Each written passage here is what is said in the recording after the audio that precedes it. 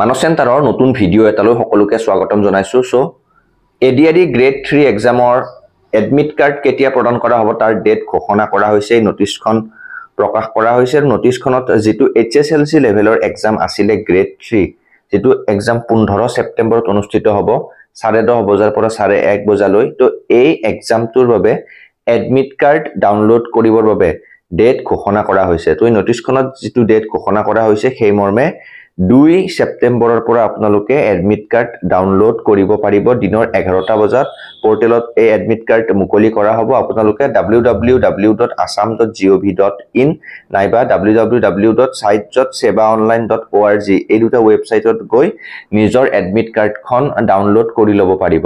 তো এই যেটো এডমিট কাৰ্ড এইটো এইচএসএলসি লেভেলৰ যেটো প্ৰথমতে অনুষ্ঠিত হ'ব 15 সেপ্টেম্বৰত যেটো এক্সাম অনুষ্ঠিত হ'ব তাৰ বাবেহে। কিন্তু যেটো গ্ৰেজুৱেট লেভেলৰ এক্সাম আছে বা ড্ৰাইভাৰৰ যেটো এক্সাম আছে সেই দুটা এক্সামৰ বাবে আপোনাৰ এডমিট কাৰ্ডখন পিছত প্ৰকাশ কৰা হ'ব। ইতিমধ্যে ডেট আপোনালোকৰ সময়ত ডেটটো দিয়া হ'ব, হয়তো এসপ্তাহৰ ভিতৰত ডেটটো দি দিব। তেতিয়া আপোনালোকে সেই গ্ৰেজুৱেট লেভেলৰ আৰু ড্ৰাইভাৰৰ যি এডমিট কাৰ্ড সেয়া ডাউনলোড কৰিব পাৰিব।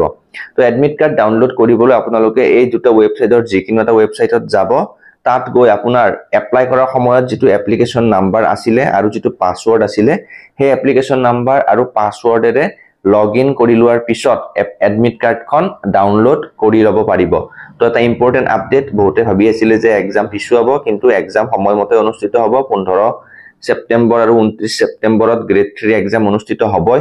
গতিকে আপোনালোকে যিসকলে প্ৰিপাৰেচন কৰি আছে ভালকৈ প্ৰিপেয়াৰ কৰক, কাৰণ ইতিমধ্যে এডমিট কাৰ্ডৰ ডেট দি দিলে আৰু যিখিনি গ্ৰেজুৱেট লেভেলৰ এক্সাম তাৰ বাবেও সোনকালে এডমিট কাৰ্ডৰ ডেটটো দি দিব। আৰু যদি কিবা আপোনালোকে পাসওয়াৰ্ড পাহৰি গৈছে বা এপ্লিকেশন নাম্বাৰ পাহৰি গৈছে, ভয় খাব নালাগে। আপোনালোকে ধুনীয়াকৈ সেইখিনি পুনৰ ৰিকভাৰ কৰি ল'ব পাৰিব। টেকনিক্যাল সাপোৰ্টৰ কাৰণে এটা নাম্বাৰ এটাও দি দিয়া হৈছে। এই নাম্বাৰটোত আপোনালোকে কিবা অসুবিধা পালে ফোন কৰি ল'ব পাৰিব।